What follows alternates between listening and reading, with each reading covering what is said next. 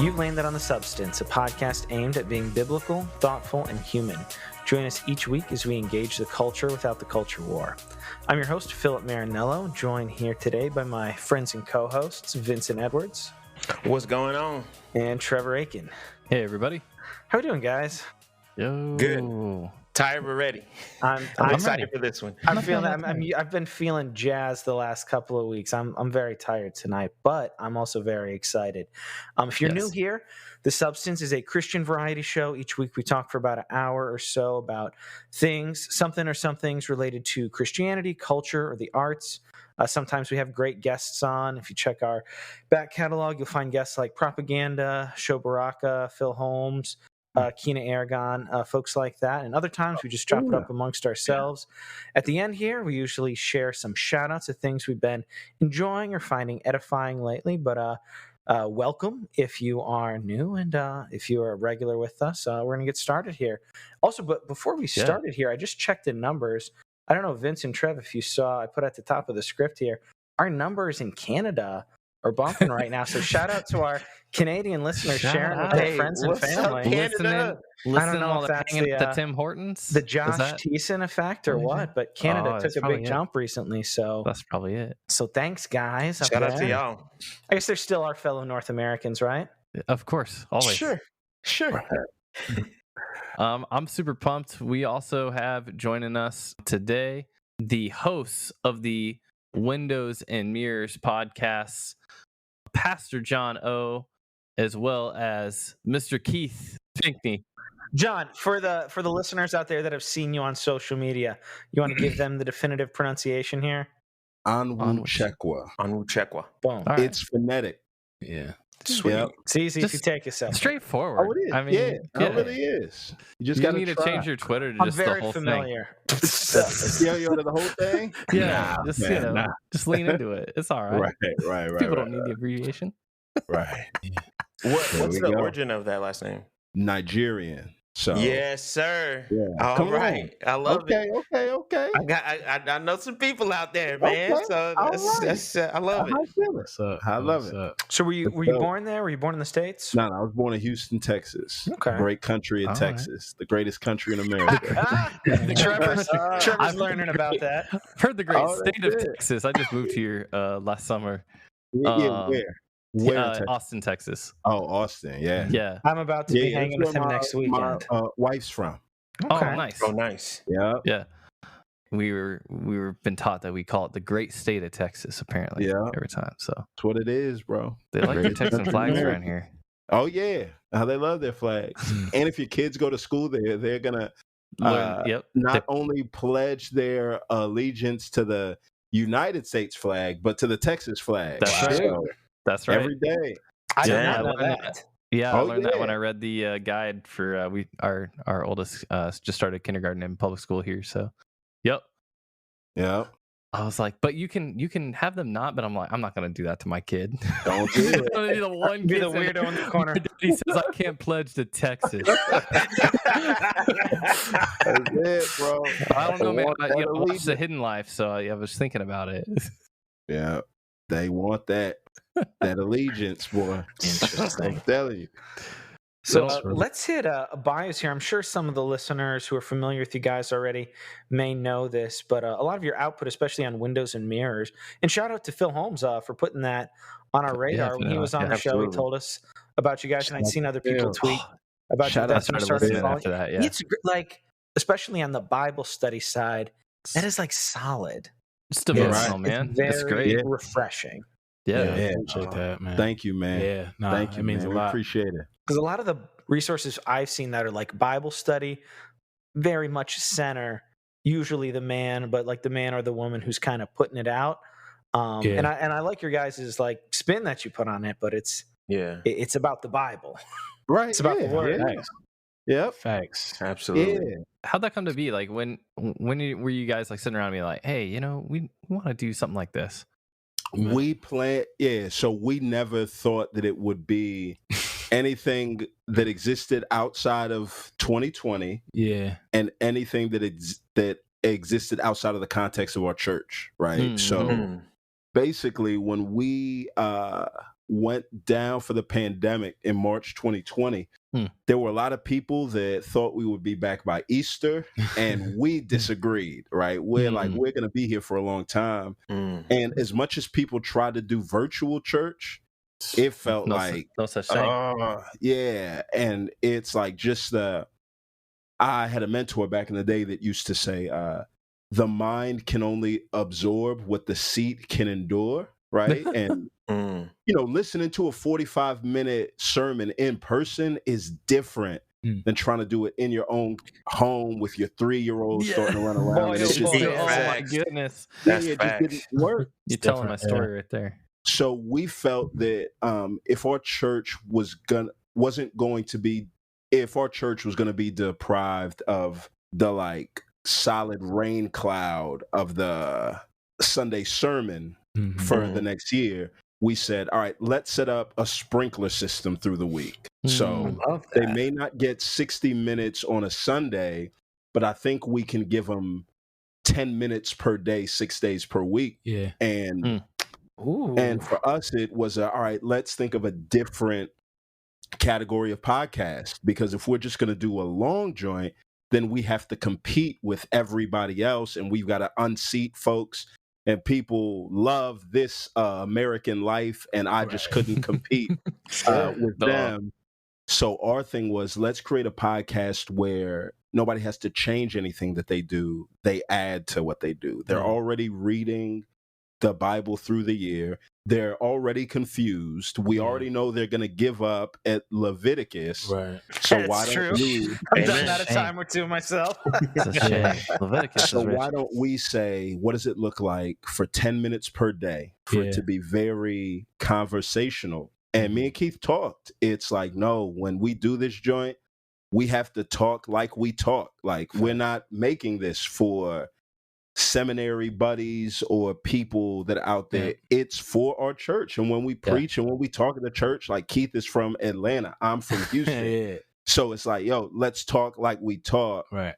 And let's do it for our church. And we just started, and we're like, man, at the end of the day, if we get 100 downloads per week, then it'll be great. Oh, bless him. Yeah. Sure. Not to your point, bro. It was.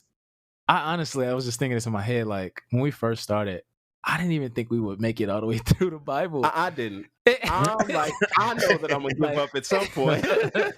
But it was so enriching for us personally. Yep. And so many people in our church, on social media, was just hitting us up like, man, this is so encouraging. And we was like, oh, really? Yeah. And so man, we just kind of kept, the ball rolling, got some steam, and just kind of kept going, man. And from there, we caught our rhythm, and it was all she wrote. And then one day we looked up and we looked at the stats. We logged in to kind of load things up, and it's like, 60 countries. Wow, that's interesting. That's more than we thought.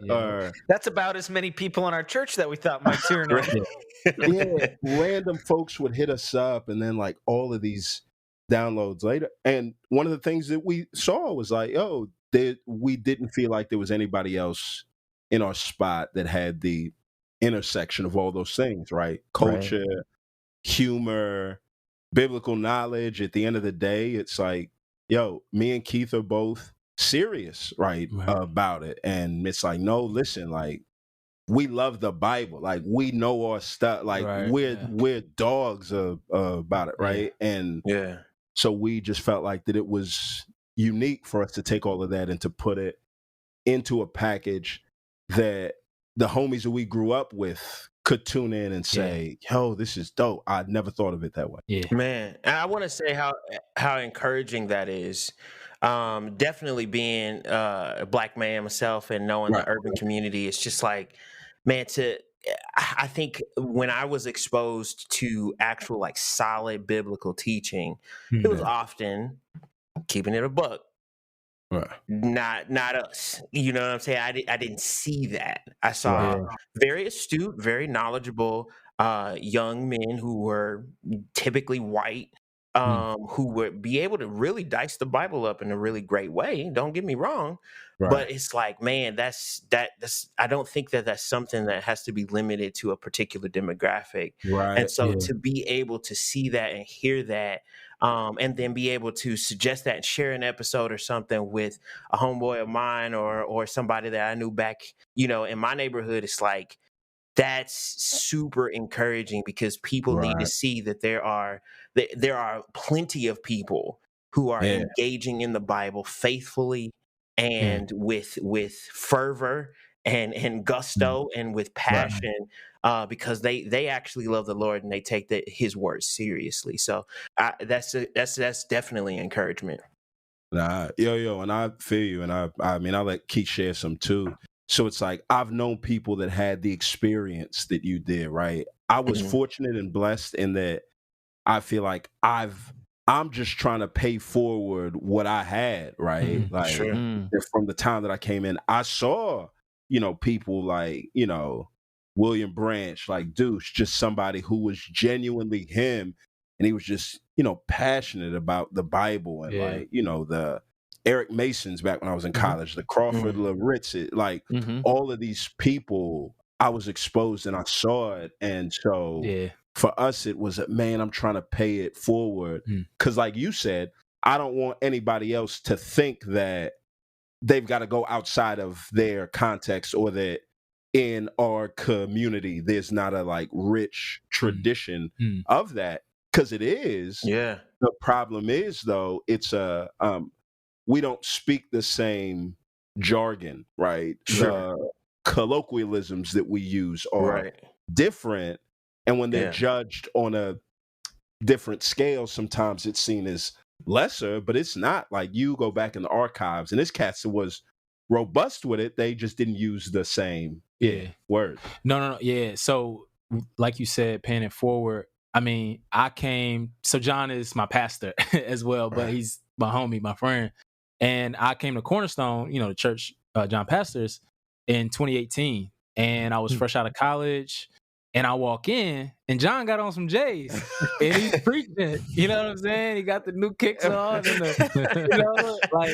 and I was like, oh, like, I can still be me and really love the Lord and really tell people about the Lord and really know the Bible and things like that. And so, to his point, like, John has been a model for me, right, for what it looks like to fully be who you are in your culture, but really love Jesus and really know what you're talking about when it comes to Scripture.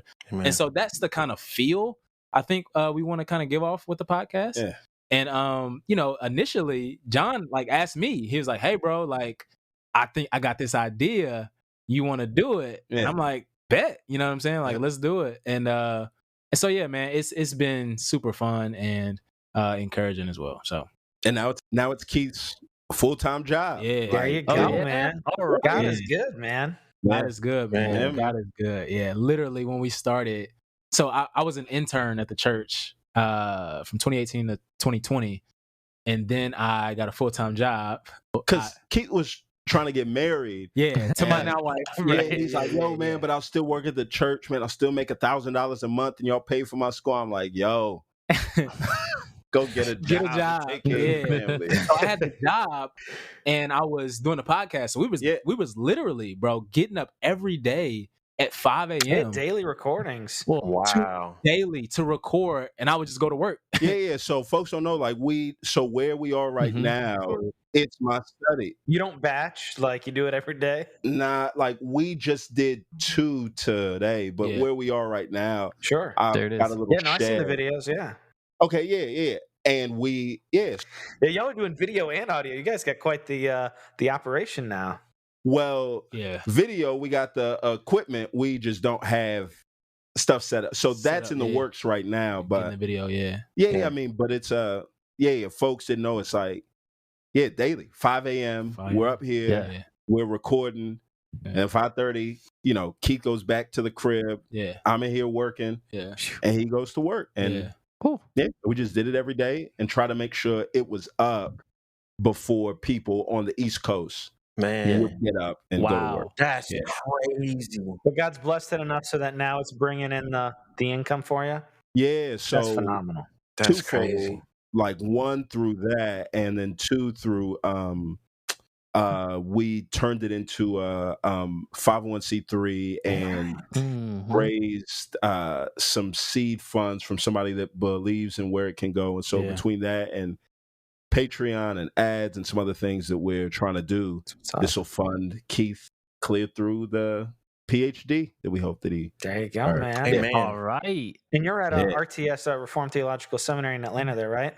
Yeah. So so when I started at the church intern in 2018, I started seminary as well, and so I actually graduate this May from seminary. Congrats! RTS. Congrats, man. All right, that's awesome, bro.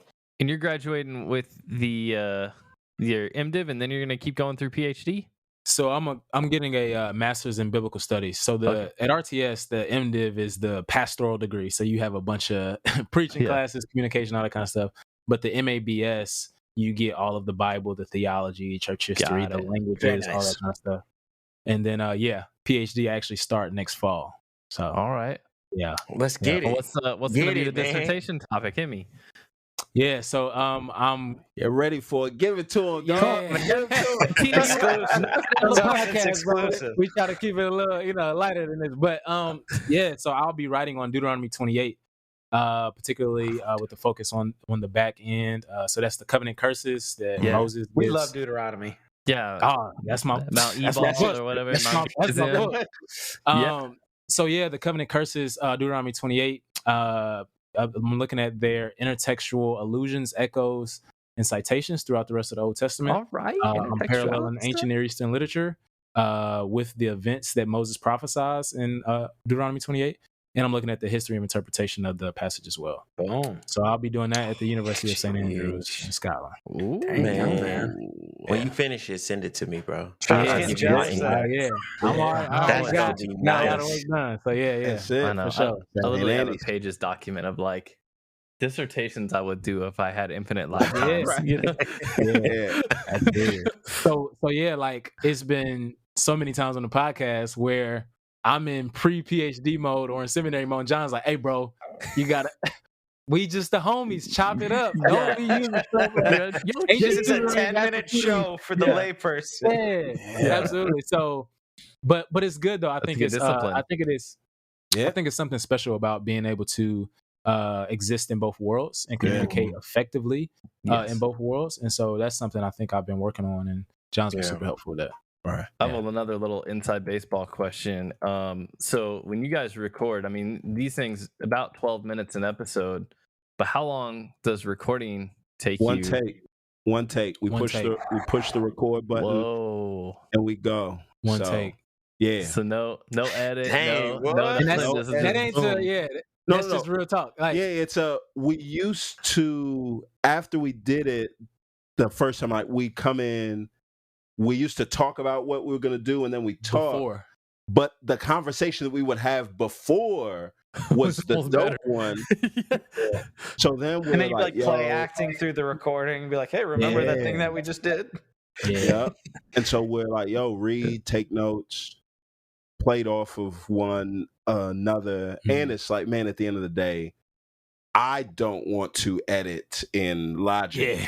So one take, the ums. And at the end of the day, I mean, we've done this for the last 500 days in a row.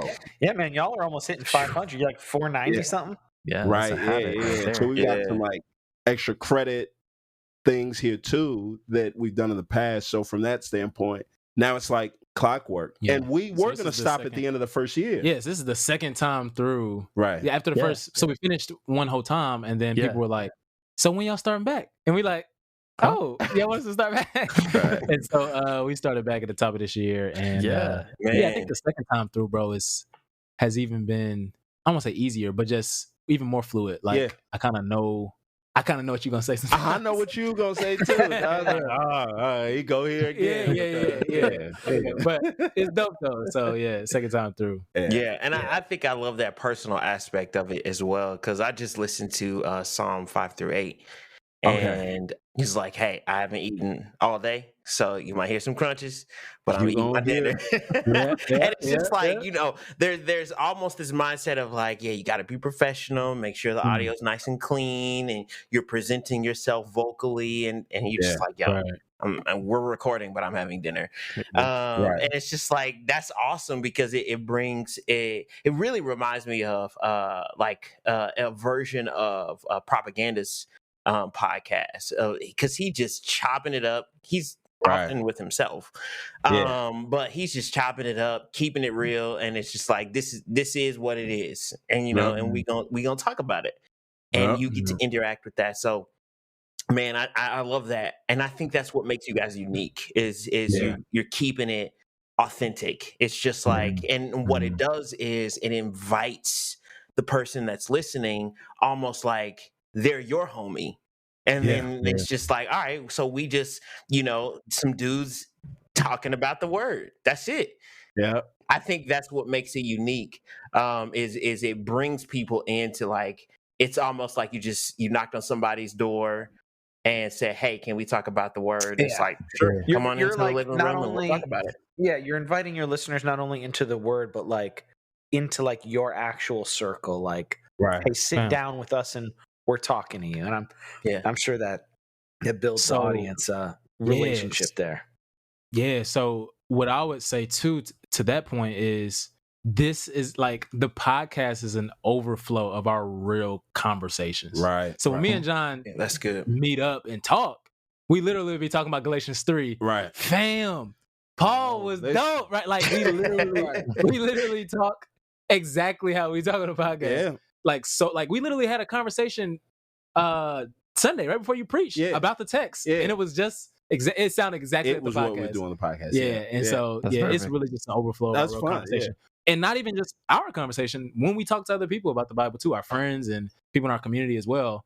If I'm evangelizing in my neighborhood, we live on the southwest side of Atlanta, I can't come in there talking about Greek participles. You know what I'm saying? Like, I got to, hey fam, this is what, you know what I mean? Right. Like, this is who Jesus is, what you believe, Right. So there is an aspect of, this is not something we're putting on. This is just who we are. Well, that's the mark of a good teacher, right? Like, you can personally have the depth, and it shows in the work, but you're not trying to impress. You're like our Trevor and I, like our instructors would always say, like, the model of success is like, can you explain it to a fourth grader?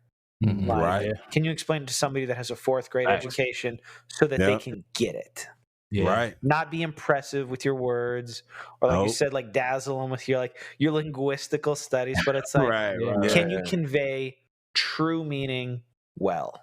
Yeah, that's good. And I definitely know that I'm trying to, because my passion is apologetics, and I love Christian apologetics. That's a part of my testimony. That's kind of what liberated me. And I know that actual apologists, Christian apologists, are not in the urban community as they need to be. And I think that's going to lift a lot of people out. But when you get trained to a certain degree, it's like, here are the formal ways that you need to do it in presuppositional and evidential. And it's like, those things are important. Don't get me wrong. Absolutely. Learning that is good. Yeah.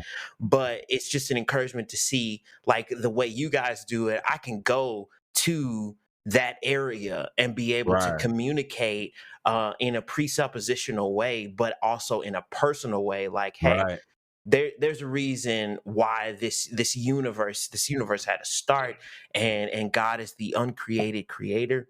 And it's just like, we can communicate those things in a way that is relatable. Like, we don't have to formalize it and say the way I was taught is the way I have to teach. Right. But that's it's good. Like, I can imbibe that information and then convert it over to where other people, especially people of a familiar area, can actually understand it, and they can understand profound things about God, without even stepping foot in a seminary.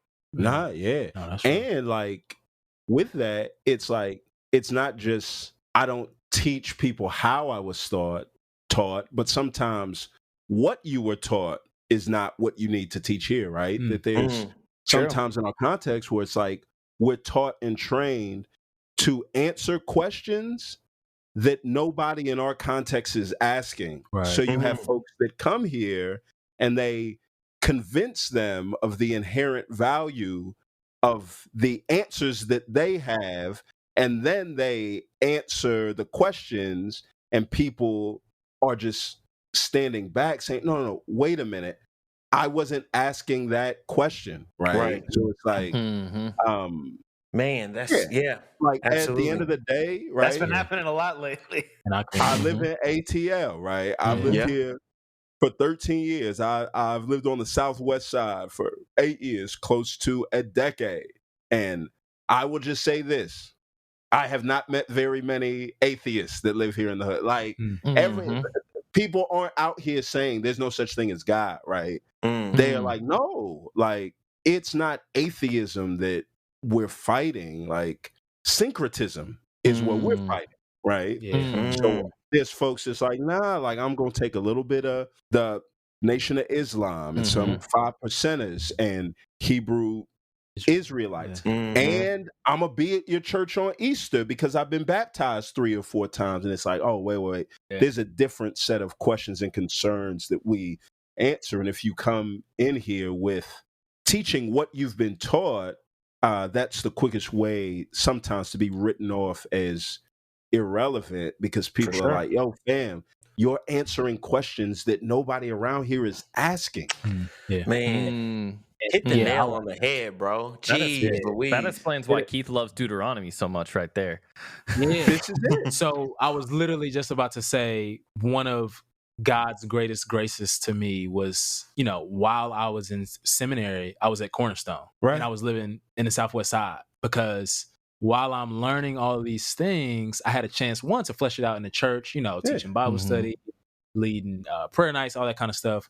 But also I got to like go out into the hood and really literally have conversations with people about Jesus. And it is like Colossians, right? Like where Paul is dealing with this syncretism. And it's like, wait, you said this, then you said this. And how do I bring everything I'm learning to bear on this context? And a lot of times that gap is not bridged in class, right? Yeah. So I have to now do the hard work of, okay, how do I take what I learned in my New Testament class and apply it to this person who's just in the Southwest side saying, Christians are racist, right? Like, how do I deal with it? And so, and so even with that too, like there's this required reading list for all my classes, but I got to have my own reading list because the Frederick Douglasses and the Harriet Tubmans and the Dr. Kings and the Dick Gregorys and the Malcolm X's are not on the list. And so, there's all those elements to it. And so I'm just, super grateful. You need to get a seminary where they're on the list. Hey, that's another thing we always talk about. So one of my goals, post PhD is to obviously teach in academy, do ministry, but I want to be an advocate for theological education, especially for African Americans, but not just an advocate, but one who helps build institutions. Ooh, as well. Let's talk, man. I like that. Yeah. So I'm like, what does it look like one day to start my own seminary? My boy, John, what's up? I like that. Start things. That's what I did. Atlanta is the place for that, man. Like, I don't want to leave Kansas City, but my wife and I are talking. She's like, would you ever want to move? And I was like, no, but like if we did, I feel like Atlanta's the only place I'd want to go right now. This is what I'm saying. Come on. Yeah. So, and then it's just so much you can go into. I know. And I think, as people who, believe that Jesus is the Son of God and believe in the authority of the Bible, it's almost as an African American, you have to choose between primarily white institutions, or if you do go to an institution where there are more minorities, it is further left theologically. You know what I'm saying? And so, absolutely, it feels as if sometimes it's like we've talked about a ton. The political system. It's like the same two parties. The same two, I don't fit. I don't fit either one. Exactly. Yeah. So why do we map everything onto some sort of binary here in America, man? That's crazy. Laziness, and it's easy. Right. What in the world? Yeah. So 2020 brought about a lot of change. It brought about, as you talked about, the shutdown and the ability to serve in this way. Like you said, the sprinkler system. I know around that time also I was reading some of your writing there around your church and the decisions you guys made relative to the SBC. And now, like 2 years on, how does that impact like the day to day, like the ability, like leaving the SBC, telling your own give a brief story? background out for listeners who may not know? Yeah. So we were part of the SBC for about a decade, moved to Atlanta in 2009 to start a church, served at that church for 6 years. A year into the church plant, we joined the SBC, meeting certain folks in the SBC, right? So meeting folks, like Russell Moores and all the folk, lots of folks that have left since, right? Yeah. And That's true, yeah. to hear them say like, no, listen, the SBC's headed in the right direction. We're trying to turn around, get in, get plugged in and involved. So that's what we try to do. Part of what you guys did, be part of the change. Don't critique from outside. Get on the bus and be reformers. Help bring change. Yep. And so that's what we, try to do. So we were involved in training church planners. We were involved in the schools, right? I spent 6 years finishing all the required coursework to get an EDD at a school that was out there. I served on the board of trustees. We did all that stuff. Wow. And under the premise of, hey, y'all, this bus is headed in the right direction, which we thought that it was. And then the summer of 2020 hit. And this was already on the heels of a couple of 1 year player options, where at the end of each year it's like it had been that way. Like 2020 wasn't like, for some people 2020 was an unveiling, but like there was 2018 and 20 there was times before so that. The best way that I think I could describe it was when all those things went down, right? And so for us it was a thing in 2013, 2014, 2015, like yearly. And each time that we would go back and talk through, I think we would hear like, all right, not yet, not yet, not yet, not yet. Now's not the best time. Then 2020 hit and you saw everybody like, black square on Instagram. Everybody's starting to talk about all this like black stuff. NASCAR takes down the Confederate flag. Mississippi changes their flag. There's a portion of it that had the Confederate flag. And the denomination that we were still a part of was saying, well, not yet. And it's like, no, wait. Yeah. If all these other groups can say now if it's NASCAR yet, is like it's time, can this Baptist organization decide that it is? And not that they've done all the change that they need to, but like if they can at least start dealing with the tokens, that are out there, the symbolism, then... So and at the end of the day it was like, let's start down that path not in what the majority culture that was in charge would say is a meaningful way, but what the minorities that are involved, not in charge, but those that are involved would say, no, let's get involved in a meaningful way. And I think being told that last time, not yet, personally, and again, this is my personal conviction, right? My faith is put in a religion who man was raised from the dead. So I know nothing is impossible, right? Facts. That's right. Practically. But I found myself in a place where it's like, I think that you're saying not yet, but I think you mean not ever. And as soon as that was settled in us, it was like, no, listen, we're out. There's a destination that we're trying to get to. And the way that I could best describe it, it's like, all this time, there's been people that convinced us to get on a bus that they assumed was going to head in the right direction. Can't take the but bus the destination we're trying to get to is an island.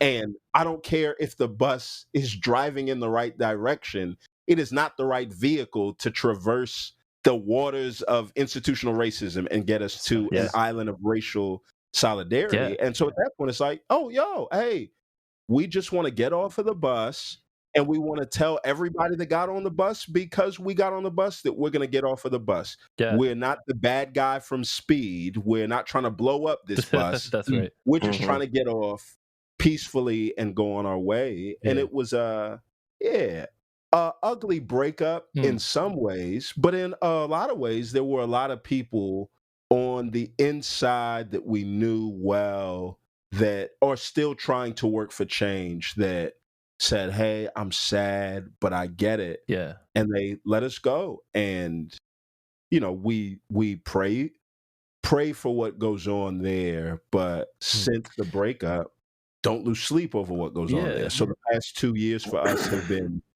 fantastic because seems like the best of our energy has been spent on dealing with the problems in our context that people that are outside of our context deny actually exist. And it's So 2 years on, like looking back, different partnerships, different things that you're able to do, different growth that you guys were able to pursue because of that. Like what kind of ministry did that make possible for you guys?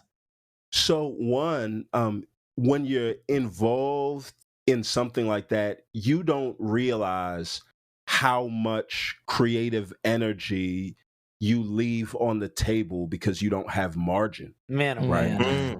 That when you, without margin, you don't have time to dream and daydream and ponder possibilities of what could be done, right? You think of at the end of Galatians 2 when Paul talks with Peter and all them, and Paul's like, man, listen, Peter and them checked out my gospel, me and Pete and all the rest of the guys were cool. All they asked me to do was to remember the poor. And Paul's like, yo, I was already about that. This is what I do, right? I care for the poor. And but that word, remember the poor, I feel like in Western American, particularly evangelical Christianity, that word is meant to be expansive, but it's been contracted to charity for the poor. And I think that word is more expansive, that it's hard for me to think that as they're talking about, hey, make sure y'all don't add anything superfluous to the gospel. We just need to bring this down to the bare bones.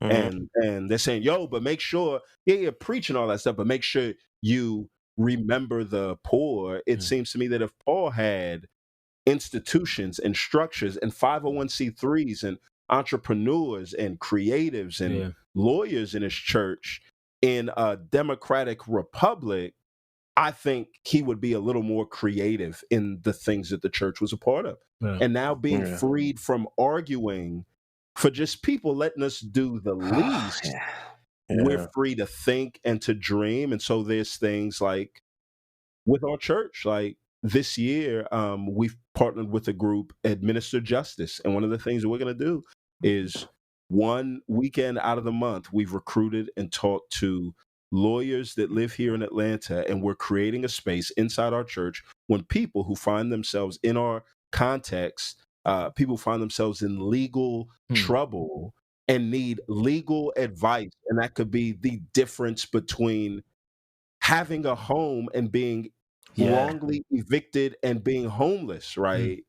People who just need an advocate, advice. The church can be the means through which they get the advice, and we care for them and remember the poor in that way. And we're free to do that. And in a sense, we've always been free to do it, but our freedom was enslaved to worthless arguments that took away from our emotional well-being and time and peace. I want to hit that. Like we've mentioned this before. I think it was Holy Post had Esau McCulley on, and one of my takeaways, he said something to the effect of like, it is a good thing in your primary spiritual environment to not have to always be arguing with folks. Oh my goodness. And just the energy reservoirs that you have for the gospel, for charity and good works, like when you're not sucked dry. So every now and then it's really nice to speak directly to the listeners. I know we have many who have left spiritual environments that were not conducive to this, some that are still trying to fight through it, trying to reform, trying to figure this out. Like, what would you say to folks who are trying to weigh that decision of like, how can I stay and help and do good when I have these good relationships already made, maybe afraid of leaving, maybe feel like they have to start over or they can't, versus like, what would you say to somebody who's wrestling through that decision? Yeah. So I think one of the things that freed me up is just being reminded of the freedom that we have in Christ to kind of choose and to chart our paths, right? One of the things that I found, especially with minorities sometimes, and I'm just going to speak to, my black and brown brothers, is people throw out concepts like racial reconciliation, which is a majority culture concept, right? Like, it's like, if you're black and brown in the US, you have relationships with white people. Like, you have to, right? Yeah. So it's like, in some ways, it's oh, no, listen, I'm reconciled, right? I don't know about y'all, but no, check. I got it. No, it's done here. And for a lot of the folks that I'm with, what we don't have is a sense of solidarity, right? Which the last several years have more exposed the reality versus changed anything, right? Absolutely. Yeah. So I think it's I've seen a bunch of black and brown folks feeling as if the right or more godly way is to stay in settings in which you're the minority and your dignity is constantly, there's an affront on it, if not intentionally, negligently, right? But even Act 6 shows us how minor acts of physical neglect can lead to major spiritual disunity, right? So it's like, it's a big deal. And folks feel as if they have to be called out of that place to go and find themselves in a place like that. And where I'm like, nah, I don't think so. I think there's freedom for you to say, I do not feel like I can grow and thrive in this space right now. I feel like I would much rather be in this space, which is what everybody does when they choose a church in a town, right? You start off with the basics, right? Do they preach the gospel? Do they really love the Lord, right? All of those things. And to the extent there's more than one church that has the essentials of what a church could be. That's a big part, a good reminder for many of folks that there's more than one church that meets the criteria in your city, probably. And to the extent that there's more than one, that it's like your preferences are okay and you don't have to apologize for them. And so from that standpoint, it's like, I tell folks to be free. And more than that, I'd say, no, in the climate now, I do feel like certain folks are called to stay in a place and persevere and to work towards that. I'm just saying, I don't want people to assume that is the default that falls on the shoulders of minorities. In that I've pastored a predominantly black church on the southwest side of Atlanta, and we've had our share of white folks come into the church through a revolving door. They come in and they experience a fraction of what they've asked black and brown folks to sit through, and they go right out the revolving door. That Simpsons meme, right, where the grandpa walks into the bar, hangs and so the main thing that I would want is I would want people to remember that the priority is to love God and to love neighbor and be free. Like, my own blood sister, when she moved to Atlanta in 2013, she's at our church now, but for the first 3 or 4 years she didn't go to the church. She's like, John, I don't want to go to your church, I don't really like it. And I'm like, okay, is there another church that you feel like you can thrive, right? Feel free. So the main thing that I would say in this time is don't feel like racial reconciliation is the default. That's good. So jumping in while y'all got your pastor minister caps on, like, in your context, question kind of from that angle about missions. When you guys think about missions, is there a way that you approach that or think about that you think would be different than white culture, majority white culture church that potentially is prone to maybe some colonial aspects of thought and mission? One book that I think every missionary should read, it's not a Christian book. Chinua Achebe, he's a Nigerian author. He wrote this book, Things Fall Apart, and it is a fiction book. You likely had to read it in high school at some point and read the Spark Notes, and it really didn't make sense. It didn't grip you.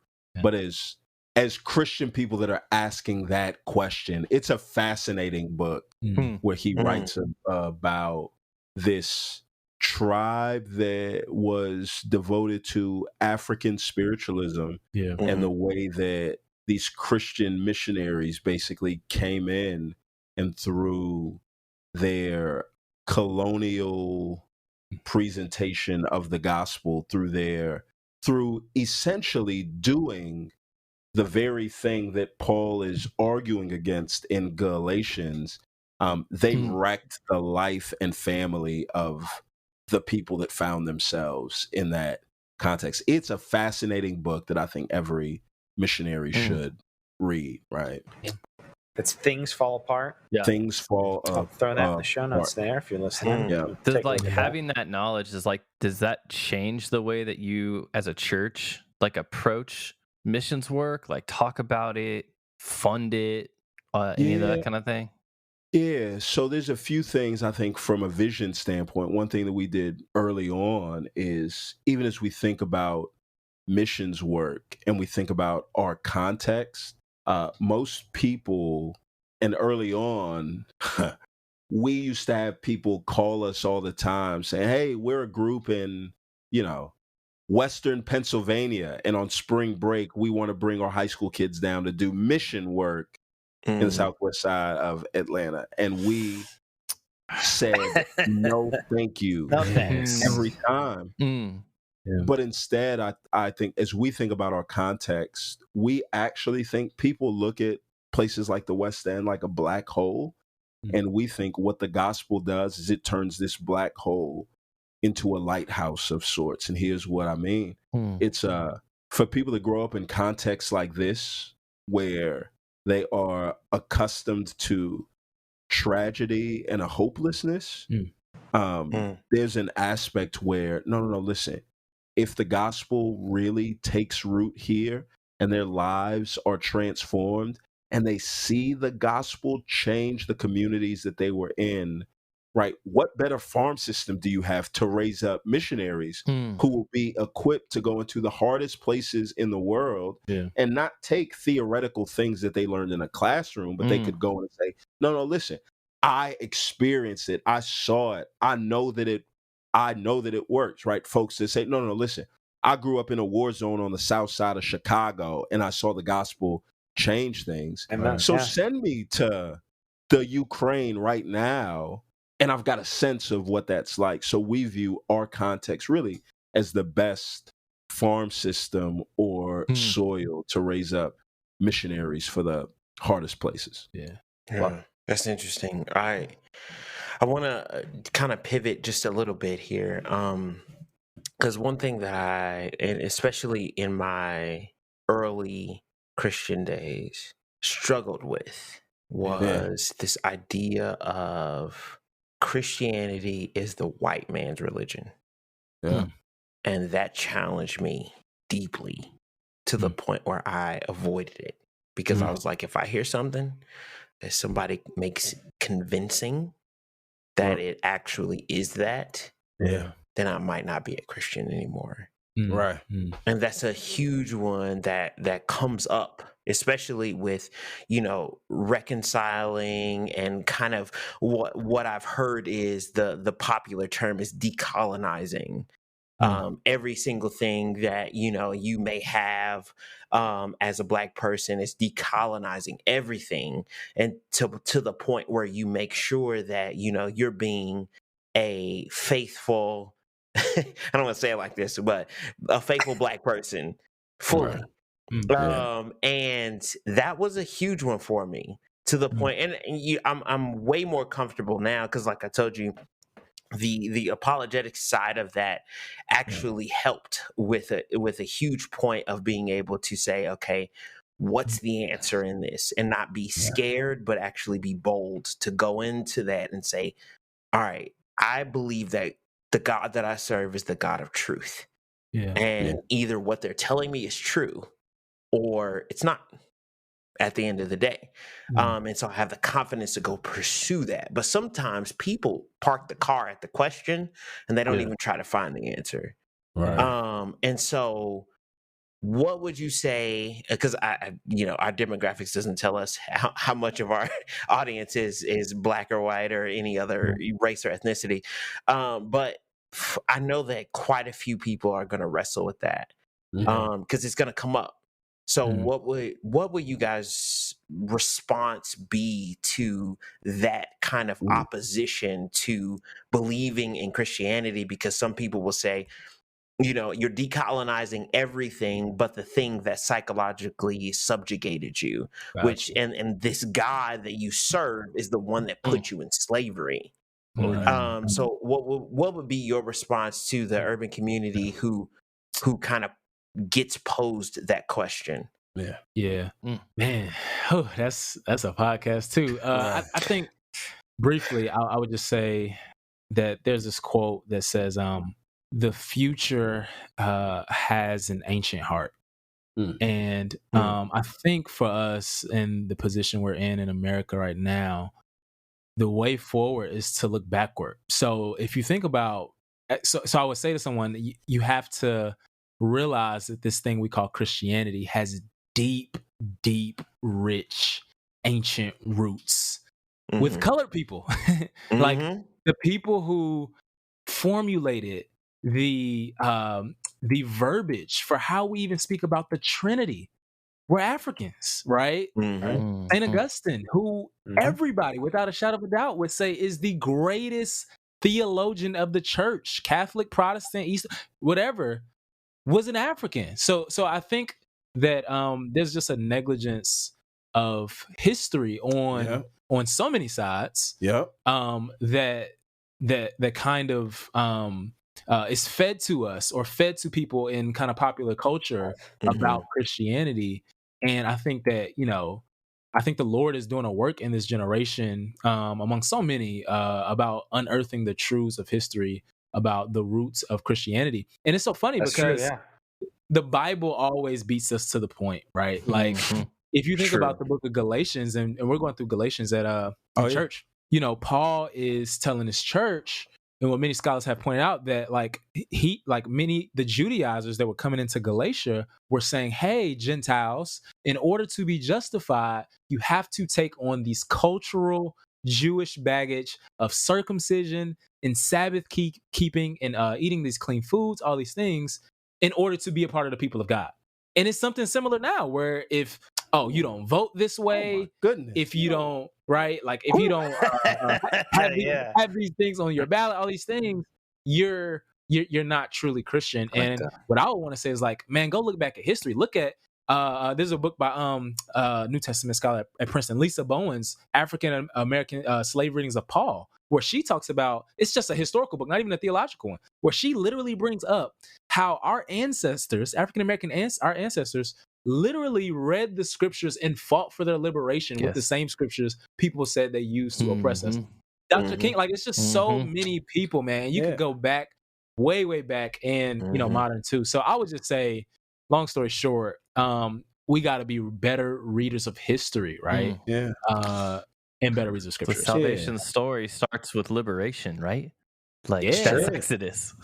That's Exodus. Like, and excuse me, like let me put on my Old Testament hat. Like the Exodus is the central event in the historiography of the Bible that shapes everything that comes before it and after it. So even Jesus's work on the cross and his resurrection is actually patterned after that. Mark structures his gospel based on the Exodus. Jesus is actually living out the Israelite story. Like it's just so many connections. John does the same thing.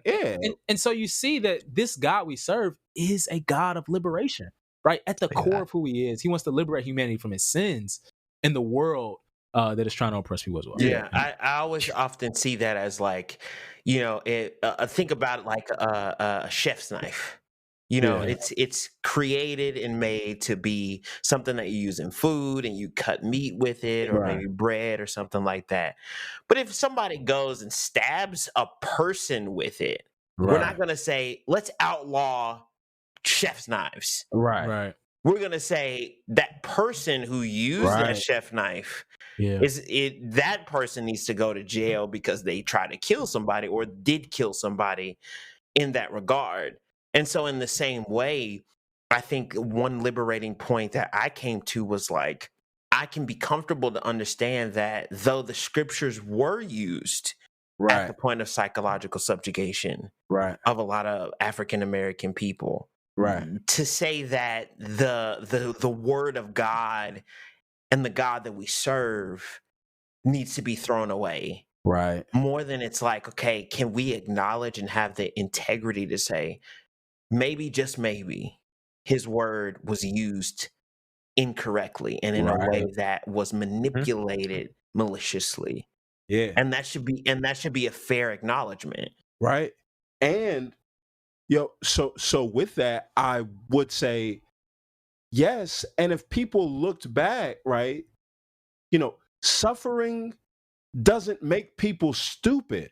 Suffering makes people sober and enlightened. You will find no more enlightened people than groups that suffered. So the mindset that slaves suffered so much and so badly that they were made stupid enough to accept a false religion of their oppressors is madness and flies in the face of everything that we know about suffering enlightenment.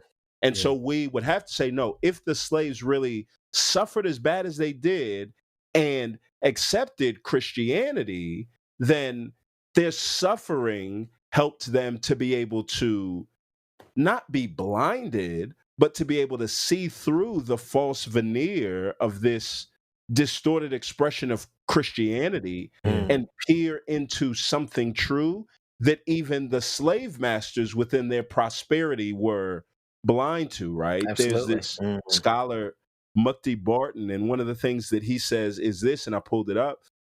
He writes about slaves and all the stuff and how these slaves could accept the religion of their masters. And one of the things that he says is the innocent slaves who were regularly whipped and hung on trees to die found Jesus in solidarity with them. So they were hung on trees to die, and they looked and said, oh, wait a minute. Oh, no. There are a group of people that tell us they're in solidarity with Christ, but we're the ones getting whipped and hung on trees.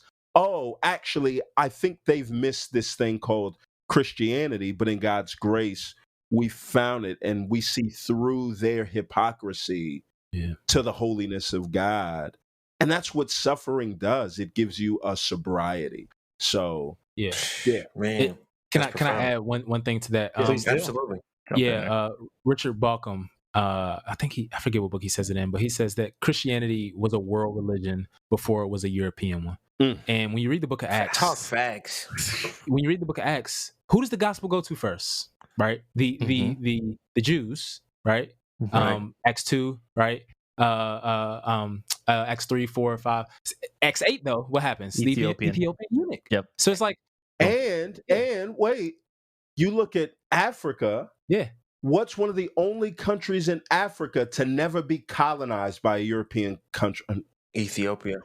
Ethiopia. Yep. And the Ethiopian church is, I think, the old Christian, Nubian, and the Ethiopian this church, is what I'm saying. the oldest Christian church. So it's just so much history there. Another book I would add is How Africa Shaped the Christian Mind. Oh, so I read that by Thomas Oden. I read that years ago, but it was just earth shattering for me to see that so many of the concepts we think that are just so Christian today started with African early church fathers who knew the scriptures, who loved God way before any oppression or slavery or America itself even existed.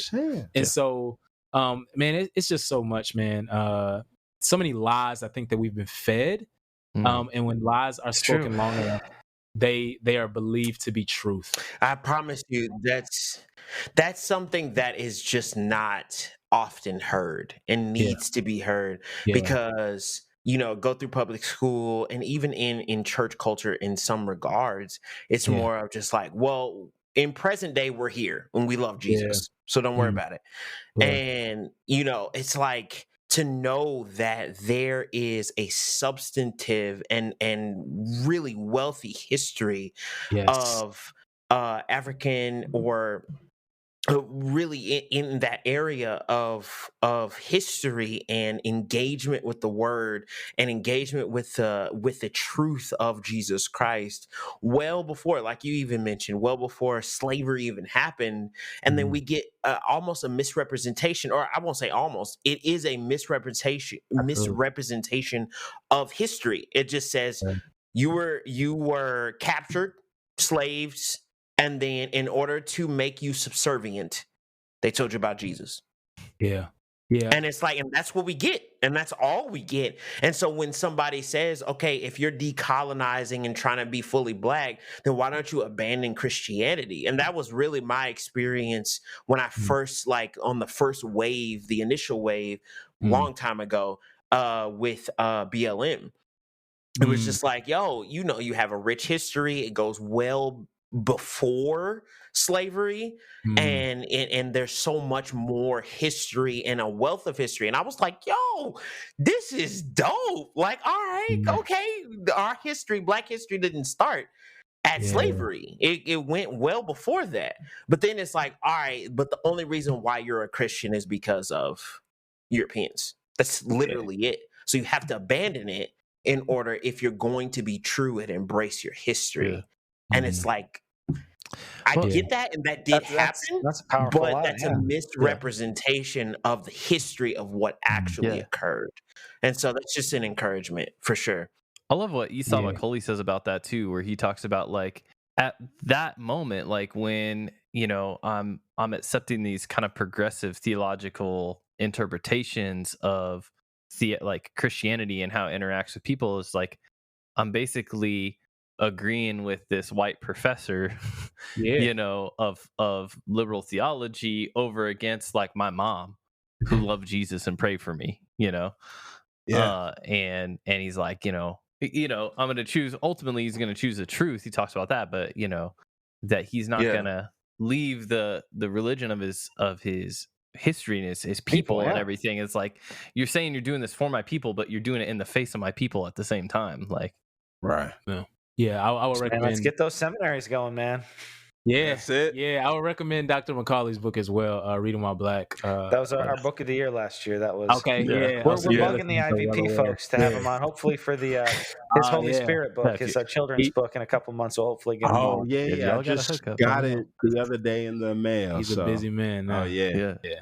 Excellent. All right, so before we get to shout outs here, one of the things we like to do here on The Substance is sometimes when we have a little bit of lead up, like to reach out to friends, family, acquaintances of our guests and get kind of a fun question out of the blue here before we close it out here. And this comes from a friend of, I think this is for John. If you could share with the audience, what's the most memorable experience you've had with you and your friends in homemade Batman costumes? Oh, no. There's a dude in East Atlanta where he stands on the corner and he be wearing like these Batman costumes or Sub-Zero costumes. And he just like, so this black dude in the hood that just stands on the corner. Comic book cosplaying. Yeah. And it's like, so I drove by and there were some points where it's like I tried to like sneak and film him, but then I'm like, listen, anybody that's wearing a Batman costume in the daytime doesn't care about being filmed. Batman don't even wear a Batman costume in the daytime. so I like filmed him this one time, and I just put my joint up, and he like looked at me and kind of gave me the wave, like, move along, citizen, there's nothing to see here, wave. And so I'm like, yo, this is wild. But that's probably the funnest experience I've had with homemade Batman. That sounds like what he was referring to. Yeah. Did you ever go back, or is it just that one time? No, he's always on the corner. So it's like my phone was ready because I'm like, oh, here's that guy with the Batman. I already know what's up. Yeah. No, I just be up there like not fighting crime, not stopping jaywalkers, just hanging posted up on the corner. Yeah. Man, that reminds me of the Kansas City Superman guy. Yeah. We got that. Yeah, he always dressed up in like the Superman costume with the cape and everything. I think he's just grandfathered in. I think they let him into all the professional sports games. He's always on TV in the news. He's just running around. He was a super with this big gray older beard. guy. Yeah. I mean, but he was super nice, and I think he actually did know Kansas City that dude ATL running Justice in League a here. Kansas City Marathon. I think I've seen that guy. He's in all like any major event in Kansas City. Wow. We can get a Midwest East Coast Justice League here maybe going. Yeah, but I mean, I think he did know Christ, and he was incredibly generous and super nice and super skinny dude who was just in a just Superman costume and just running around downtown or in the plaza area or whatever, and it's just like, all right, bro, like you found what you wanted to do, so God bless you, keep going. That's wild. Yeah. Trev, shout outs. As we said at the top of the show, our only segment we do on the podcast is substance shout outs. It's where our guests shout out anything that they have found of value, anything that they're enjoying, ministered to your soul, or just you thought was funny.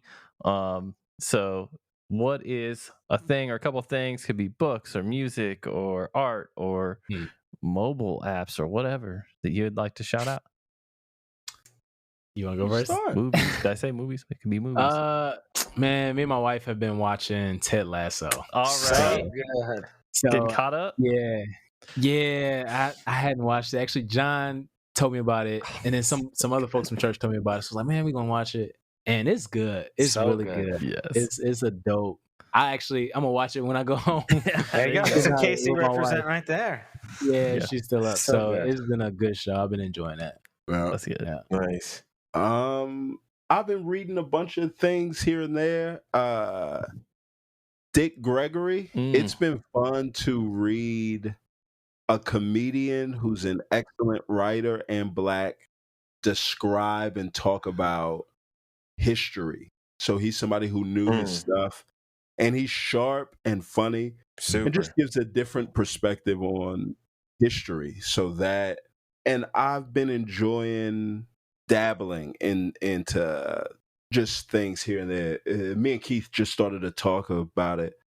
I think in the summer of 2020, as things started to like shut down, I've just found myself in this kind of 2-year streak of just creating a bunch of different stuff. And I love it, from, businesses to books to artwork to music to stuff like that. It's just, so right now I'm just in a creative like groove. Gonna get that John O mixtape sometime soon? Hey. So I released a book at the top of the I neither rap nor sing. My musical talent stopped at the 8th grade when I pawned my trumpet for a pair of foam posits, right? So from that standpoint, I feel it. But I wrote a book on grief called We Go On, and it's about moving forward through grief. Wow. As I wrote the book, Toni Morrison, my favorite author, she writes in this book, The Bluest Eye. There is this little thing, and I'm starting to pull it up right now, just this like little phrase that stuck with me. And all right, she describes throw up, and it is the most beautiful description I've ever read in my life. She says this, all right, yeah, listen. She says, the puke swaddles down the pillow onto the sheet, green-gray with flecks of orange. It moves like the insides of an uncooked egg, stubbornly clinging to its own mass, refusing to break up and be removed. How, I wonder, can it be so neat and nasty at the same time? Just the fact that she did that. That's impressive. So with my book, it's a book on grief, and it's a heavy subject, but I wanted to make the book beautiful. So as you pick up the book, like, it's a hardback, and the pages are heavy and it's thick, but the reading is light, right? That pictures are beautiful, and in that way it's confusing because grief is supposed to be ugly and sad, but yet the book is beautiful. And I put that together because even in the physical handling of the book, I wanted people to feel something of the confusion that is grief. And so with that, I love movie soundtracks because a movie soundtrack helps you to relive the experience of the movie without needing to rewatch the movie. People will rewatch movies. People won't reread books. People that read a bunch of books don't reread books. People that don't read a lot of books don't reread books. So I thought, books should have soundtracks. Ooh. So I've worked with some folks, and basically Midnight Tonight, the first single, drops on Spotify. There's a teaser on my YouTube page, on my Instagram, Twitter. Because I know We Go On came out a little while ago, or maybe in January. It was January this year. Man, pandemic time is weird, but like I've seen it pop back up again recently. And so it's like coffee, right? Coffee, what most folks don't know is when it's really, really hot, it's great. But if you really want to get the flavors of it, you got to let it cool down first. And as it cools down, certain things come out and it's unlocked, and you can get subtleties that you'll miss out on. So that's what I'm trying to do with the book through the year. So comes out January, or it came out January. It was really hot. I let it cool down some, and now we're going to bring up the soundtrack. And tomorrow is part 1 of a 3-part documentary on grief, and as we work through the book, and then we'll let that cool down, and then in June and July we'll hit up 7 cities and do in-person gatherings where we talk about the book, little music, documentary stuff. So Atlanta, New York, DC, Chicago, LA, Philly, and Houston. All right, man. Man, if you add Indianapolis in there, I'll be there. Yeah. Oh, got you. Yeah. Hey, if you can add Indianapolis in there, I'll make the hour drive to come see y'all for sure. All right. So so that's me. Just throwing it out there. Just throwing it out. Yeah, I appreciate it, man. Excellent. Well, guys, man, thanks for your time. This was great. I feel like we could easily do several more hours, but this was great. This was a really wonderful introduction to you guys. Glad you guys made it. Nah, man, I'm glad we could make it work. Yeah, appreciate you guys having us on. Yeah, appreciate it. Lastly, where can guys find you? I'll link your Twitters in the show notes, but anywhere you guys would direct folks specifically? I used to be on Twitter a whole bunch, but it is a terrible place to be these days. So mute. Yeah, right.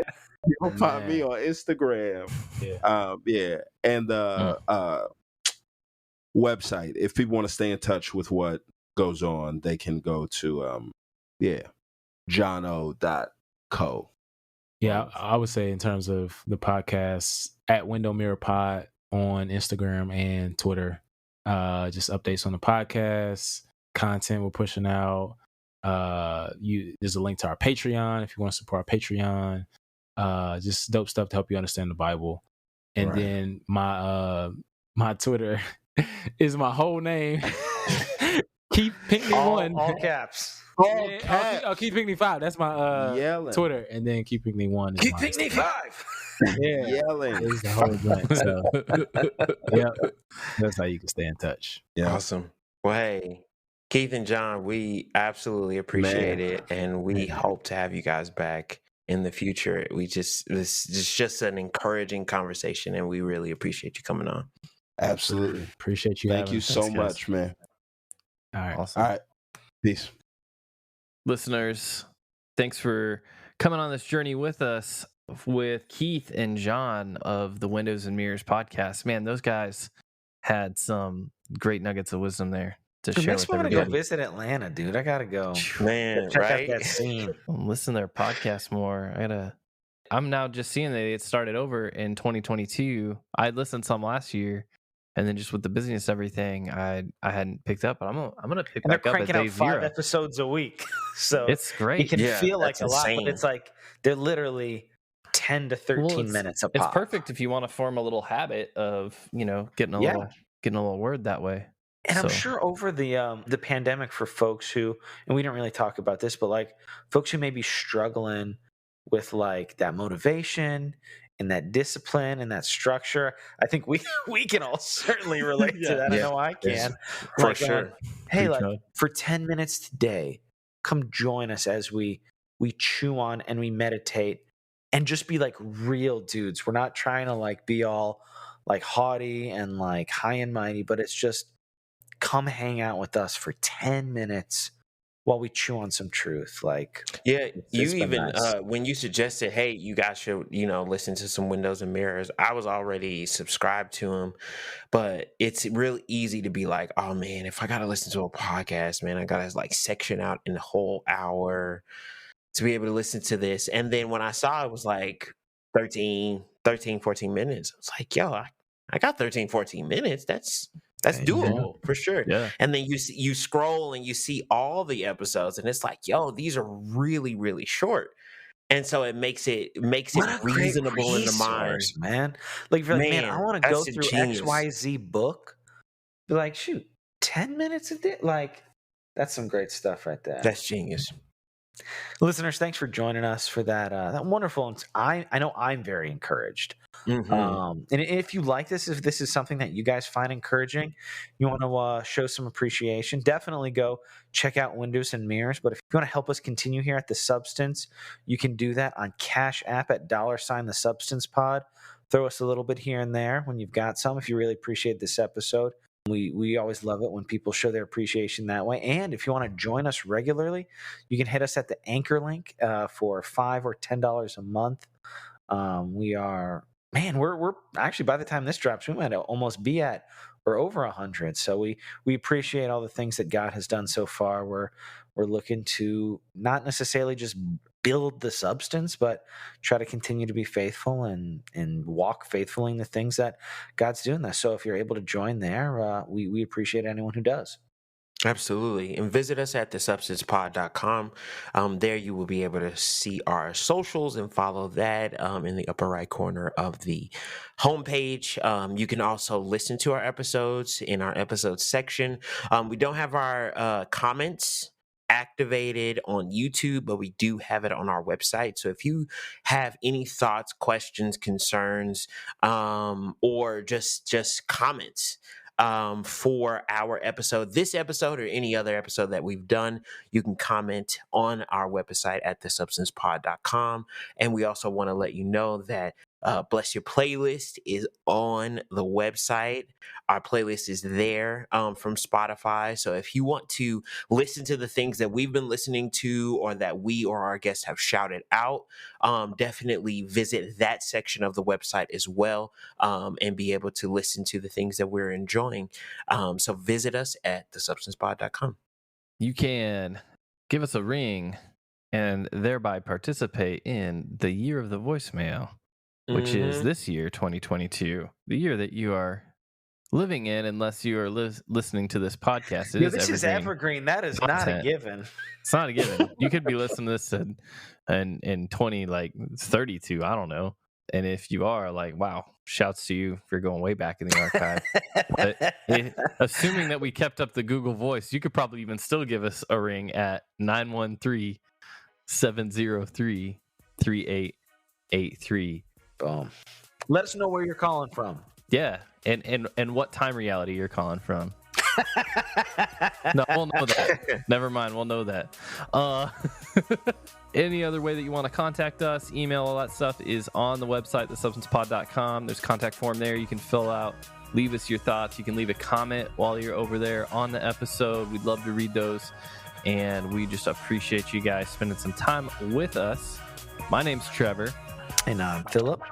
And I'm Vincent. The three of us are excited to have you back next time on The Substance. We gone.